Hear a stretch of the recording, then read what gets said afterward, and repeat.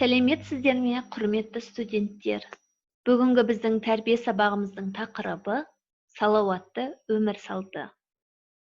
Сабағымыздың мақсаты жас ұрпақты салауатты өмір салтын сақтаудың қажеттілігін, зиянды заттардың зардаптарын білуге, жат әдеттерден аулақ болуға үйрену.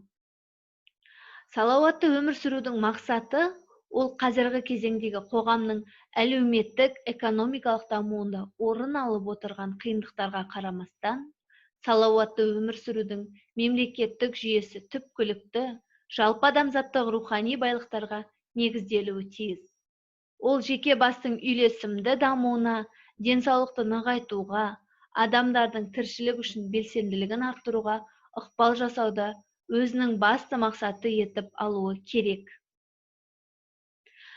Дүние жүзін жаулап аламын деген Шыңғыс хан Әмударияның жағасында ауырып қалып, Қытайдың атақты Ган Чун Ци деген емшісін алдыртады.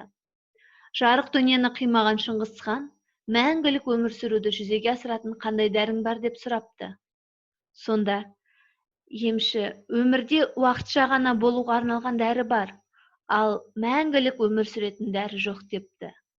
Демек, бойына қабылдап алған дертін адам өзі шығарады дегендей, ұзақ өмір сүрудің кілті әр адамның өзінің қолында екенін айтпақпыз. Сонау заманнан бері адам баласы ұзақ өмір сүрудің жолын қарастыруда.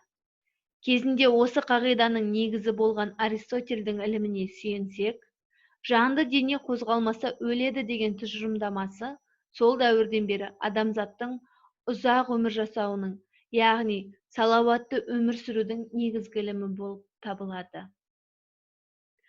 Елбасымыз Нұрсұлтан Әбішұлы Назарбаевтың жолдауында атап өткендей, адам елдің басты байлығы, осы адамдардың денсаулығының жақсы, жаман болуына өздерінің іс-әрекеттерінің әсері мол.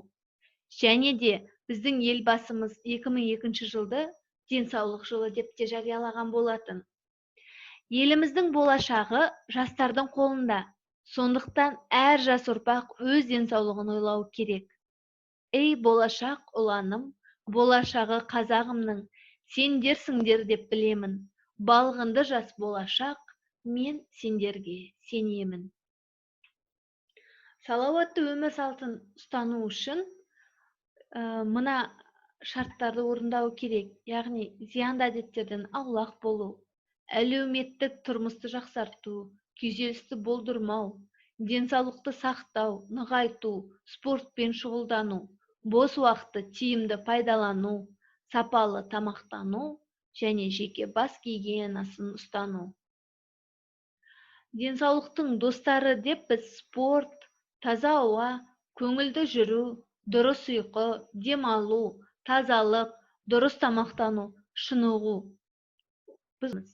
Ал денсаулықтың дұшпаны деп біз ішімдік ішу, темекі шегу, насыбай ату, нашақорлық, бұлардың бәрі салауатты өмір салтын ұстануға бірден бір кері әсер ететін факторлары болып табылады. Ішімдік ішу бұл созылмалы бауыр ауруларына, ұмытшақтық, бүйрек ауруларына келіп соқтырады. Ал жаман әдеттердің ішінде жасөспірімдер арасында көп таралғаны шылымқорлық. Оның зардабы бронхит, өкпе, қатерлі ісік ауруларына келіп соқтырады. Ал дүние жүзінде тым тез тарап бара жатқан әдеттің бірі ол нашақорлық. Бұл адамның денсаулығына кері әсер тигізеді және жасөспірімдердің 12% өмірінде бір рет болса да есірткіні қолданып көрген. Айдаһардың 3 басындай арақ, темекі, наша ауруға жол ашатын мүмкіндіктердің басты себептері болып табылады. Сондықтан да жаман, зиян әдеттерден аулақ болайық. Ұлы ойшыл Сократқа кезінде мынандай сұрақ қойылыпты: адамға өмірде не қымбатырақ, байлық па, әлде атақ па депті. Сонда Сократ: байлық та, атақ та, даңқ та адамды шын бақытты ете алмайды. Ауру патшадан, дені сау кедей бақыттырақ деп жауап беріпті. Яғни адам бақытты болу үшін оған ең алдымен денсаулық керек. Ал денсаулықтың кепілі ол салауатты өмір сүруінде. Сондықтан да зиянды әдеттерден аулақ болып, салауатты өмір салтын ұстанайық. Ал бүгінгі тәрбие сабағымызды қорытындылай келе, денсаулық ол шыныққан, барлық денең мүшесі. Денсаулық ол тыныққан, жүйке тамыр жүйесі. Денсаулық ол күлуің, көңіл күйің жадырай. Денсаулық ол жүруің, ешбір жерің ауырмай. Құрметті студенттер, салауатты өмір салтын ұстанып, денсаулықтарыңызға қарап, ұзақ өмір сүрулеріңізді тілеймін. Көңіл қойып тыңдағандарыңызға көп рахмет.